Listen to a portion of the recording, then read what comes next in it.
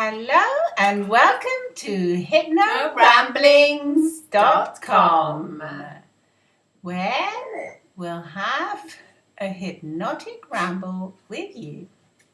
A hypnotic ramble with you and your unconscious mind. So you can start to listen to what we have to say. Listen to what we have to say to you. We were thinking about sultanas.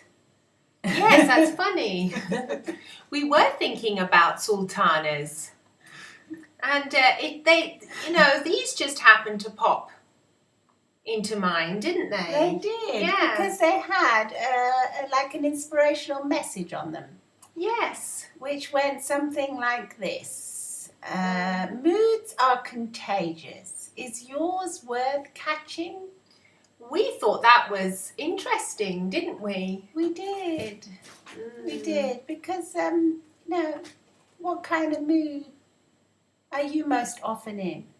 What's your base mood? Yeah. Do you think you're generally in a good mood most of the day? An upbeat mood? Yeah. Or even when you're by yourself? What kind? Yeah, what kind? Of, if you had to give that mood to someone else, would it be worth giving to? Yeah. Would it be worth giving? Would it be worth that person, to actually catch your mood? If you think about it, is your mood worth catching? Yeah.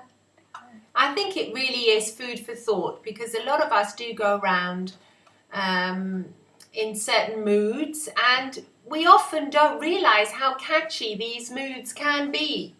Yes, and so we see, when we see other people around us that are maybe in a bad mood, maybe it's time to think, well, did they catch that bad mood off me?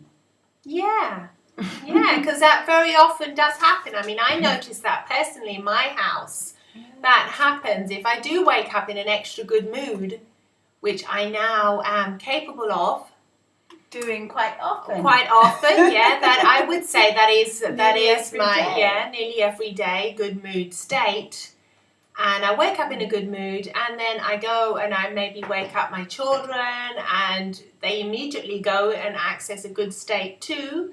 And, that's how things happen. The good moods are catchy, but so are the bad moods. And if you walk around or you go around with, quite a happy face on. Yeah, the faces are important. The facial expression is very important. A lot of the times we aren't aware of what kind of, what our face actually looks like.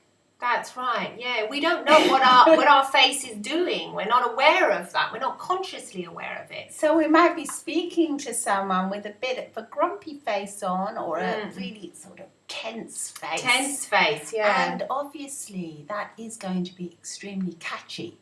That's very catchy. So the person talking to you is immediately going to build a wall of tension and anxiety. They're going to go into a defensive kind of state where they think, oh, I have to defend myself. That's right, defend myself. Yes. Yeah, and that is very, very common. That is common. That's how a lot of conflicts arise. Whether it be between couples or at work. That's right. A lot of the times these conflicts start because just because somebody's what picked up. our face is actually doing, and they picked up on that. And then you might say to that person, "Why are you so aggressive?" And they say, "I'm not aggressive." And you are. And then you say, "No, I'm not. I was trying to be nice to you." But if you say, "I'm trying to be nice to you," with that kind of face, and you may be clenching your teeth, then you've got to become aware. I mean, we are quite, we're similar to animals, because if you notice, if you have a pet, if you've got a cat or a dog, you'll notice that when they are being aggressive, they do show their teeth a lot. And so do we. And we actually do as well. Yeah, we will clench our teeth and show our teeth. Yeah. Yeah, we show up. People do pick up on that. They do. Unconsciously, and they of do. Of course, we pick up on other people's states as well. So if someone's coming to us in that kind of state, we're going to model them if Yeah. we're not aware. Yeah. So, be absolutely. aware of what's going on around you. Yeah, be aware. Pick up on those states and those moods and think, do I want to pick up on that? Is that a good mood for me to catch right now? Maybe it's not. For instance, we were at an NLP conference once, and this lady came up to us and she said, my house is too small. And I said, too small? She goes, yes, I live in Israel and my house is too small.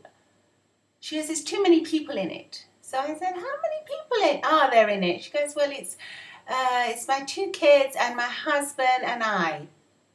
And I said, well, that's only 4 of you. She said, yes, but it's very tiny. I said, are you sure it's not? Yeah, I remember that. It's not the fact that the space in your mind has been closed in.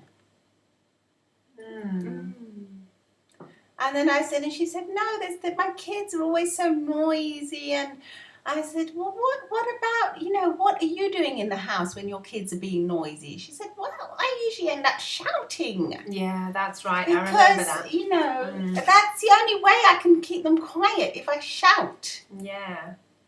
So they were all contaging each other with these negative, rotten moods to be in, really. When we do have a choice. We have a choice. We have a choice, and we can program our minds to be in certain moods. So we suggested that she reframe the fact that her children were in the house and reframe the fact that her house is so tiny, and maybe think about what her facial expressions were actually doing when she was in that house that she considered to be so tiny. And she actually did do that. She did remember that her facial expressions were usually, when she showed us, we did get a fright. We said, no wonder your kids. Yeah, she actually said, well, actually, I'm at home. Yeah. And we said, is that a nice, state to be in with your people you love? And then she realised and she said, no. She said, I'm actually a much nicer person when I'm at work because I make the effort to be nice. And we said, can't you make the same effort to be nice to the people you care about most in the whole wide world? Why are you only nice to your colleagues and nice to your boss? Be nice at home as well so that it becomes part of your natural state. How could it be that, you're not nice to the people that you love most? And I think she did think a lot about that, She did. She said thank you. She did. Yeah. She was very sweet. She was a darling. She really was a darling. It's just that she wasn't consciously aware of what was going on. No, and she suddenly sort of realised, oh my goodness. She said, I don't have to pretend to be nice at home. I go, no, you don't pretend, just be nice. That's a difference. She said, oh yeah. I go, you can be a really nice person. You are a nice person.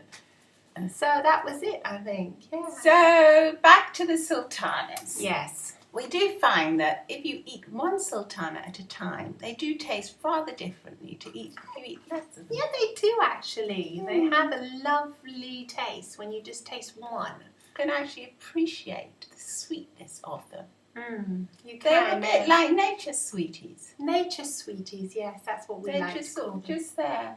Yeah. Just there for you to take. Yes. Whenever you need one. You can take them or you can leave them. It's up to you. It's your choice. Okay. Bye-bye. Bye. See you soon. On HypnoRambles.com. Bye-bye.